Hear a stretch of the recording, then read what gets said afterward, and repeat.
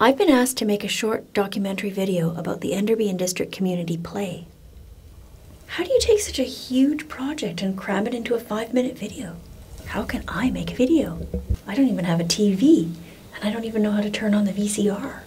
Actually, I think TV and video are thieves that have stolen our sense of community and locked it up in a box. Take one.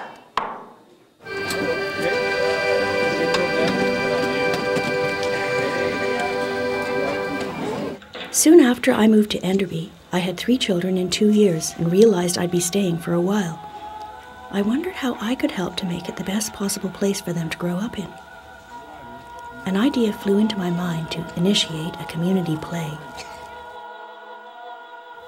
How do you video an idea flying into someone's mind? In May of 1999, a community play was presented on banks of the Shuswap River by residents of Enderby, the Spalmteen Band, and outlying communities. It involved a small core of theatre artists working with residents to make a play with the people that was about them and for them. For a community play, we need people to plan, organize, fundraise, publicize, sew, design, decorate, build, act, play music, sing, dance. It's a project so enormous that it needs everybody to help make it a success. I think you're going a little bit too fast. Too fast?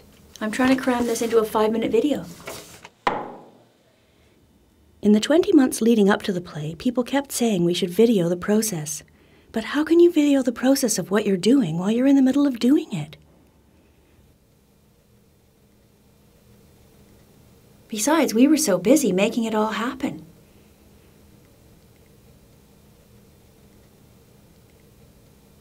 And besides, it's not always easy to get people on film.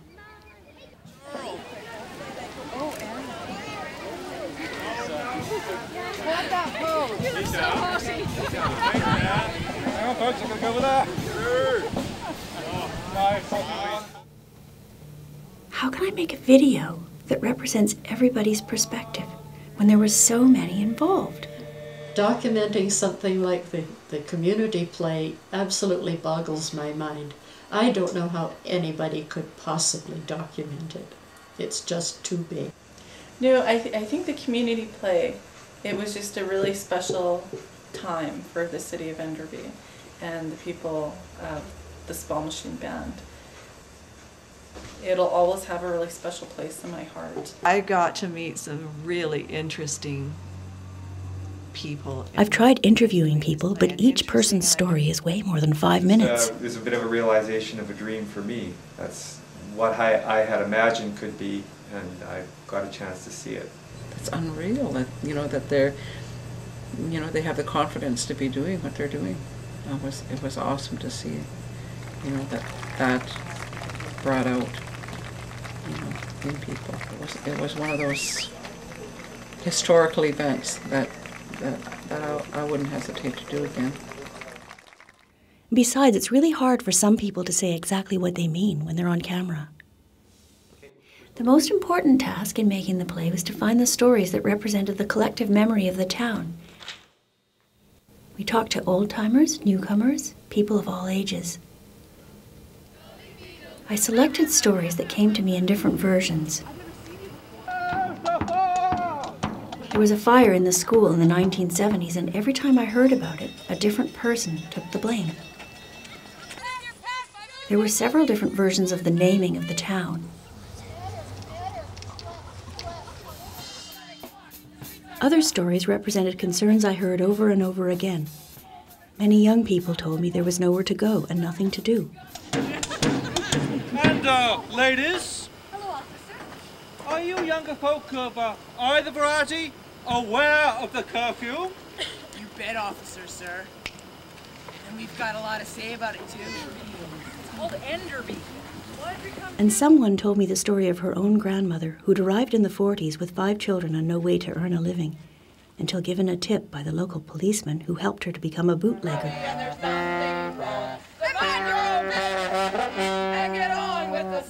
That story in itself represented several perspectives.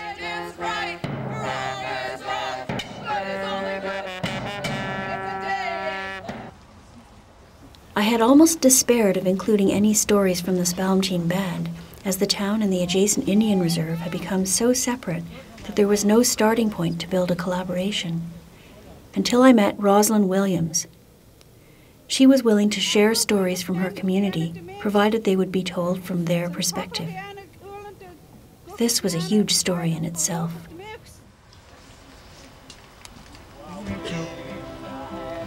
Whereas I was looking for stories that had been warped into folklore by their inaccurate retelling, as I understand it, Rosalind needed to tell the stories with great accuracy to ensure that the history of her people would continue into the future. Sometimes the most important moment in a process wouldn't happen if there was a camera there.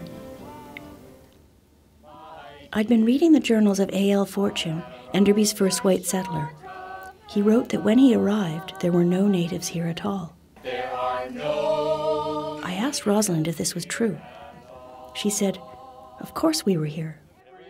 We watched him for a long time before we let ourselves be known." That was a turning point for me. A window flew wide open in my mind, and since then I've tried to keep it open. We decided to call the play Not the Way I Heard It. We held auditions, and everyone who came got a part.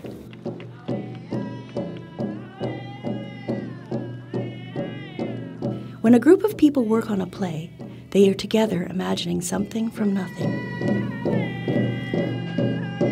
For 3 months, we rehearsed and made puppets and costumes.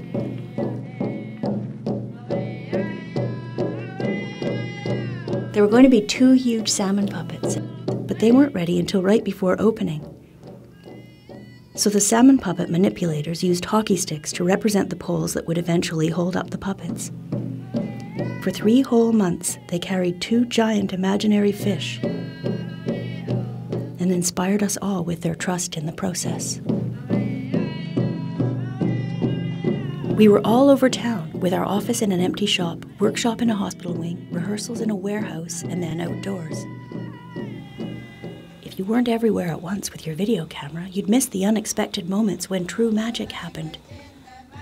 During one outdoor rehearsal, just as the people from the band were practicing the song about their language, 2 eagles flew overhead. Everyone saw them.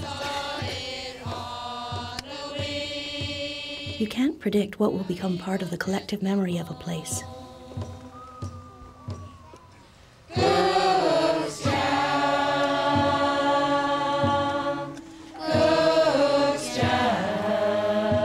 You can't video a play. It's like a puppet. The play becomes alive when the audience is there, helping to believe that this imaginary reality is true. Everyone has their own story about the play. How can you document something so huge?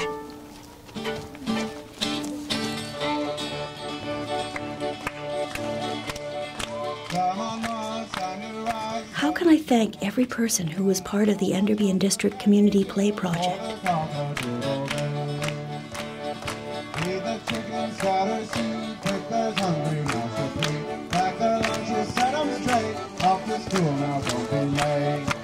I'll have to fast forward this.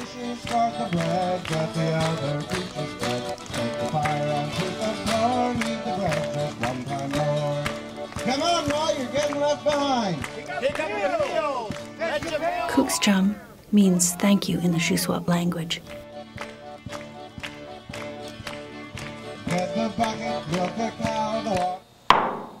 Cut!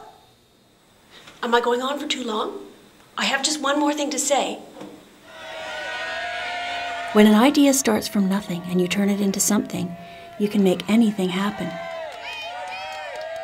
If people imagine together another reality, we can create the world the way we want it to be.